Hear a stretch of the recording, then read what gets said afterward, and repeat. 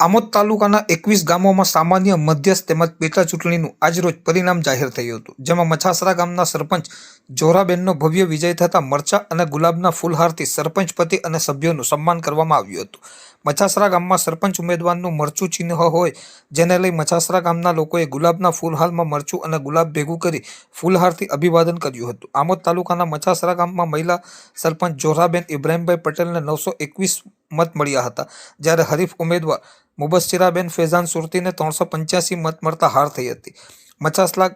મછાસરા ગામના મહિલા સરપંચનો 536 મતે ભવ્ય વિજય થયો છે. મછાસરા ગામના સરપંચનો ભવ્ય વિજય થતાં મામલતદાર કચેરી બહાર આતશબાજી અને ડીજેના તાલ સાથે લોકો ઝૂમી ઉઠ્યા હતા. મછાસરા ગામના સરપંચ જોરાબેનનો વિજય થતાં મામલતદાર કચેરીની બહાર સરપંચ પતિ તેમજ તેમના પત્ની સાથે ભેટી પડ્યા હતા. મામલતદાર કચેરી બહાર મોટી સંખ્યામાં મછાસરા ગામના લોકટોળા મતગણતરી સમયે ઉમટી પડ્યા હતા. મછાસરા ગામના મહિલા સરપંચ જોરાબેન ઇબ્રાહીમ પટેલનો વિજય થતાં લોકોમાં અનેરો ઉત્સાહ જોવા મળ્યો હતો.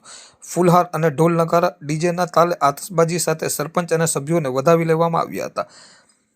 આજની મતગણતરી બેલેટ પેપરથી થતાં લોકોમાં ભારે ઉત્સાહ જોવા મળ્યો હતો. જ્યારે આમોદ મામલતદાર કચેરી ખાતે કોઈ અનિચ્છનીય બનાવ ન બને એ માટે આમોદ પોલીસ દ્વારા ચુસ્ત પોલીસ બંદોબસ્ત ખડકી દેવામાં આવ્યો હતો. શું નામ તમારું? હું પટેલ ઇબ્રાહીમ હસન. શું કહેશો આજે જે તમારી જીતને જે ભવ્ય વિજય થયો છે, હું તે કયા મારા મુદ્દાઓ પર તમારો આજે ભવ્ય વિજય? હું મારા મચાસરાને એટલું કહેવા માંગુ છું કે અમારા મચાસરા જે મતદાર મને ખોબલે મત આપેલા છે, એકતાનું પ્રતીક છે. અને આ જે કઈ છે તે વિકાસના કામો જે કરેલા છે આગળ પણ કરીશું એવી અમારી એ છે. કયા કયા મુદ્દાઓને લઈને તમે આ ઇલેક્શન જીતેલા? વિકાસના મુદ્દા પર, બીજા કોઈ મુદ્દા પર. અમારા ગામની એકતા અને અખંડતા માટેની મારા જે પ્રયાસો ચાલુ છે ને આગળ પણ ચાલુ રહેશે. શું શું કામો છે આગળ જે તમારા બાકી હશે? આગળ જે છે ગ્રામ પંચાયત જે પંચાયત નવી બિલ્ડિંગ છે તેનું કામ છે બાકી છે, ગામની સ્કૂલો બાકી છે અને રોડ ને એ બધું બાકી છે વિકાસ.